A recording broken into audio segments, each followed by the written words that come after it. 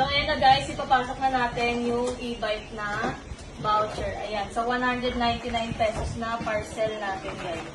So, ayan, isi-sealed na natin to. And then, lalagyan natin ng ipapouch na natin after. Wait lang. Ayan, sealed natin. Ayan.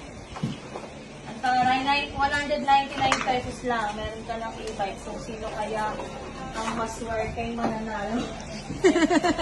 Ayan. So guys, walang cut-cut yan. Inahangin lang. Teka lang. Ayan. Bagal. Sa hirap.